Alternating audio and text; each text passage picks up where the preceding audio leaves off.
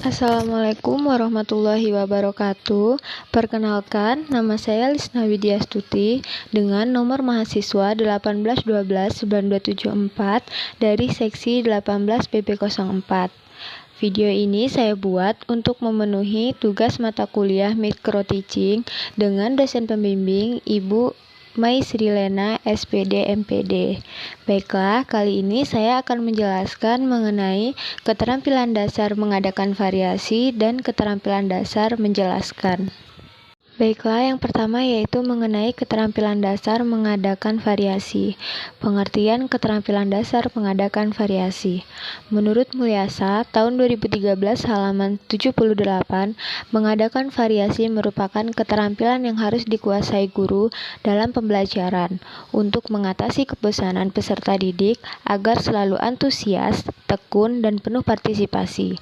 Sedangkan menurut Majid 2014, variasi stimulus adalah kegiatan proses interaksi belajar mengajar yang ditujukan untuk mengatasi kebosanan siswa sehingga dalam situasi belajar mengajar, siswa senantiasa menunjukkan ketekunan serta penuh partisipasi. Komponen keterampilan dasar mengadakan variasi. Menurut Zainal Asri, tahun 2012, halaman 87, keterampilan variasi dalam mengajar dapat dilakukan dalam proses pembelajaran terbagi atas 3 kelompok besar, yaitu yang pertama, variasi dalam gaya guru mengajar, yang kedua, variasi dalam pola interaksi guru dengan peserta didik, dan yang terakhir yaitu variasi dalam menggunakan media dan alat-alat pembelajaran. Nah, berikut ini merupakan penjelasan dari ketiga komponen tersebut. Yang pertama yaitu mengenai variasi dalam gaya mengajar guru.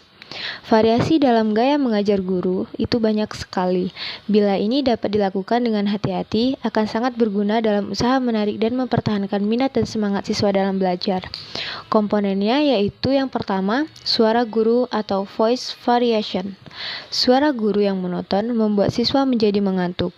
Variasi suara antara lain yaitu nada dari yang lemah ke nada yang tinggi atau keras, kemudian dari nada yang cepat ke lambat, selanjutnya dari nada yang tinggi ke rendah, dan dari tegas ke lembut atau sebaliknya. Yang kedua yaitu kesenyapan atau diam sebentar atau silence. Mengadakan diam sejenak pada saat yang tepat membuat pembicaraan guru menjadi lebih jelas. Karena ini berfungsi sebagai koma, titik, atau tanda seru yang membagi pelajaran menjadi kelompok-kelompok kecil. Selanjutnya, intonasi dan bunyi-bunyi lainnya.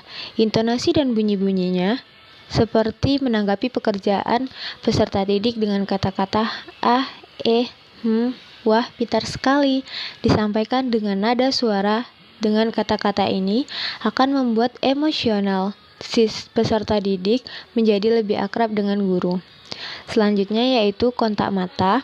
Kontak mata dengan seluruh siswa yang ada di kelas akan membuat siswa merasa diajak bicara.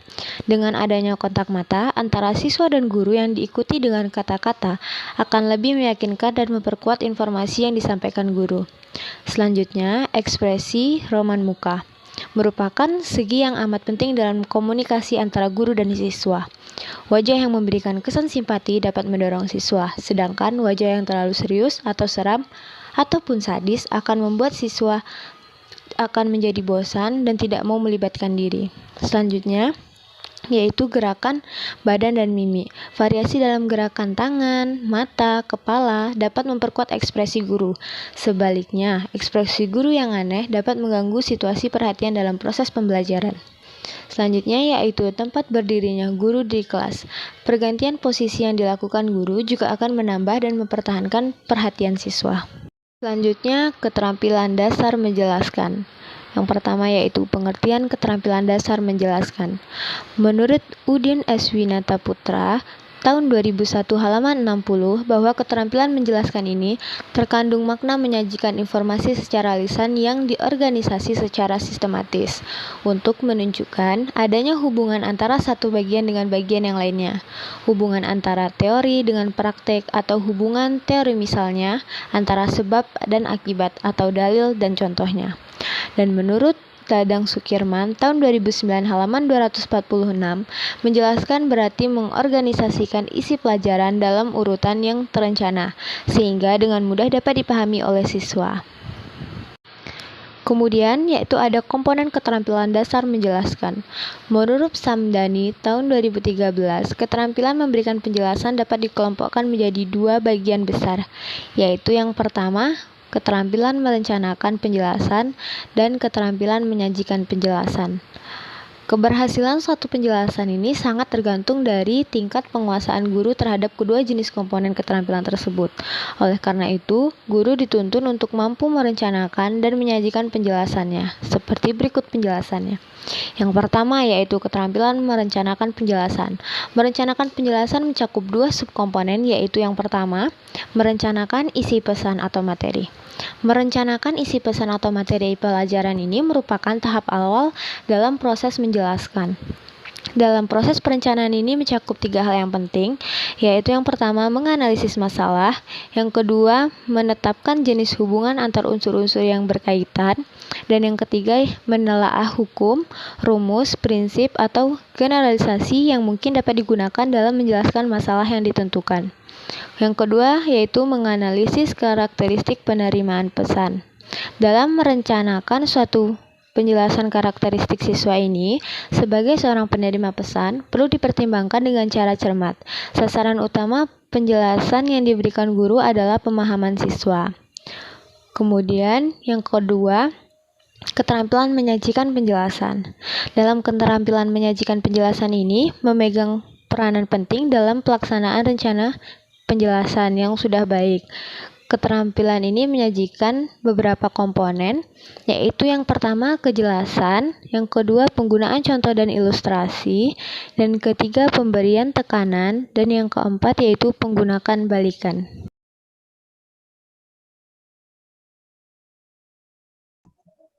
Baiklah anak-anak, hari ini kita akan belajar tema 4, pembelajaran 1 pada subtema 1 ya. Sebentar Ibu saya screen ya.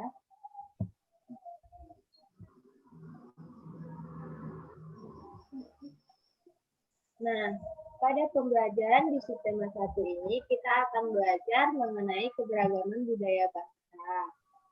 Pada pembelajaran 1 ini kita akan belajar tentang gagasan pokok dan gagasan pendukung. Nah, anak-anak Ibu, adakah yang tahu apa itu gagasan pokok?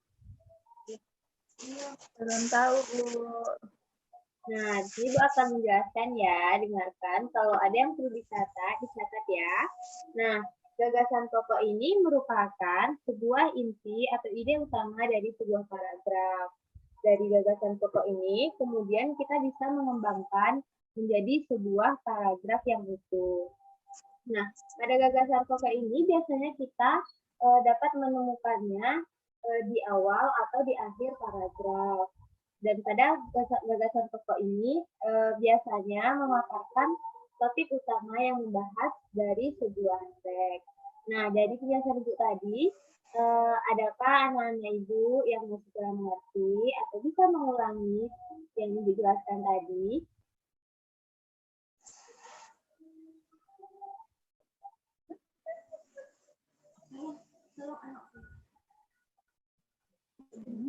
Nah, ulang lagi ya, gagasan pokok itu merupakan sebuah inti atau ide utama dari sebuah paragraf. Nah, coba anak Ibu Indah diulang lagi.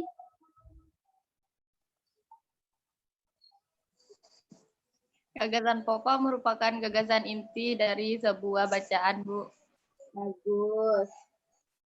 Nah, coba anak Ibu Irma, biasanya gagasan pokok itu kita temukan di mana? Bisa di awal sama di akhir paragraf ya, Bu. Bagus. Nah, untuk menentukan gagasan pokok itu, kita memiliki beberapa cara. Yang pertama yaitu kita harus membaca sebuah teks dengan cermat. Di sini Ibu ada bacaan mengenai pawai budaya.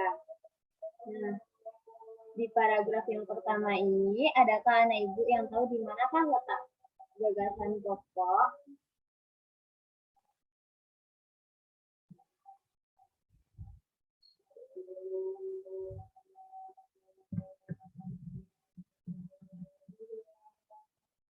Ayo Indah, ada yang tahu di mana letak gagasan pokoknya?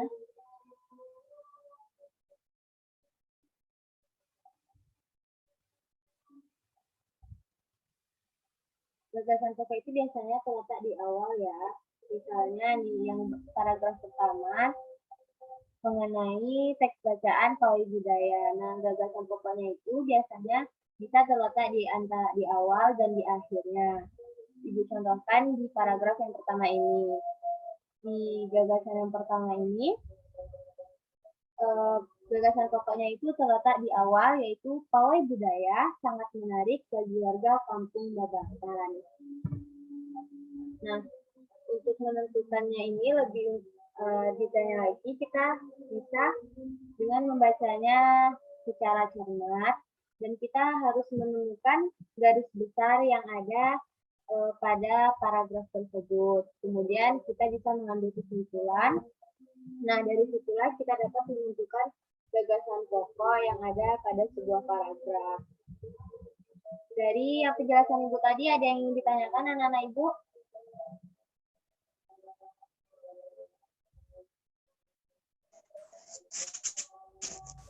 Tidak, Bu. Nah, kalau tidak ada, kita lanjut ke materi berikutnya, yaitu gagasan pendukung. Nah, pada gagasan pendukung ini merupakan sebuah kalimat yang bersifat lebih khusus, dan pada kalimat gagasan pendukung ini biasanya dibuat dengan menggunakan kalimat penghubung. Nah, gagasan pendukung ini biasanya berisikan sebuah informasi atau uraian dan contoh dari sebuah gagasan pokok. Fungsi dari gagasan pendukung ini sendiri untuk mendukung dan memperkuat gagasan pokok. Nah, di gagasan pokok ini juga bisa kita buat menjadi beberapa kalimat. Seperti itu, untuk mendapatkan gagasan pokok ini, biasanya kita membutuhkan beberapa kalimat pendukung. Nah, anak Ibu, dari penjelasan yang Ibu berikan tadi, adakah anak-anak Ibu yang masih kurang paham dengan penjelasan Ibu tadi?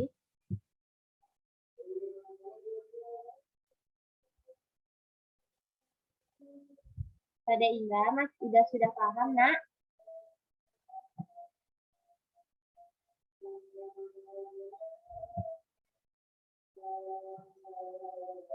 Nah, kalau sudah paham, coba kepada Indah, pada paragraf 2 ini di mana letak gagasan pokoknya. Di barisan pawai terdepan terlihat rombongan dari Maluku. Rombongan laki-laki ini mengenakan kemeja putih, jas merah, dan topi tinggi dengan hiasan kemasan. Rombongan perempuan mengenakan baju kele. Baju ini terdiri dari atasan putih berlengan panjang serta rok lebar merah. Langkah mereka diiringi oleh suara pipa, alat musik dari Maluku. Bunyinya seperti gendang, namun bentuknya lebih ramping dan panjang. Budaya Maluku sangat unik dan menarik. Nah, anak Ibu Indah, coba di mana letak gagasan pokok di paragraf kedua ini?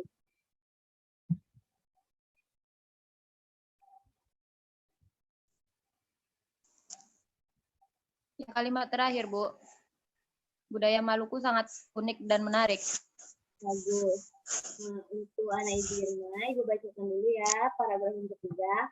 Budaya Bali terkenal karena bunyi musiknya yang berbeda. Rombongan dari Bali membunyikan alat musik daerahnya. Cengceng namanya. Alat ini berbentuk seperti dua keping timbal yang terbuat dari logam. Nyaring bunyinya ketika kedua keping ini dipadukan.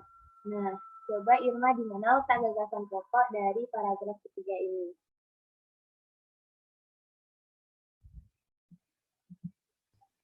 Di kalimat pertamanya ya, Bu. Ya, bagus. Nah, dari penjelasan Ibu tadi, adakah yang bisa menyimpulkan apa itu gagasan pokok?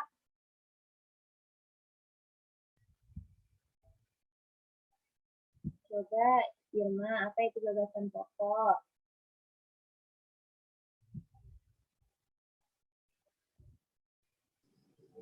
Gagasan pokok adalah isi dari paragrafnya, Bu, atau ide pokoknya, Bu. Bagus. Kalau Indah, apa itu gagasan pendukung? Gagasan pendukung itu yang menjelaskan gagasan utama, Bu.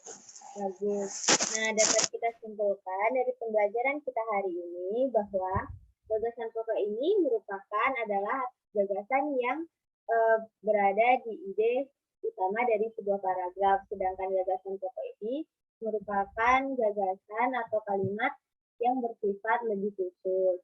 Pada gagasan pokok ini biasanya terletak di akhir atau di awal kalimat. Nah, itu tadi pelajaran kita hari ini. Ibu akhiri dengan wabillahi taufiq wal hidayah. Wassalamualaikum warahmatullahi wabarakatuh. Waalaikumsalam warahmatullahi wabarakatuh. Itulah sedikit penjelasan dari saya mengenai keterampilan dasar memberikan variasi dan keterampilan dasar menjelaskan. Jika ada salah, saya mohon maaf sebesar-besarnya. Saya akhiri, wabillahi taufiq wal hidayah. Wassalamualaikum warahmatullahi wabarakatuh.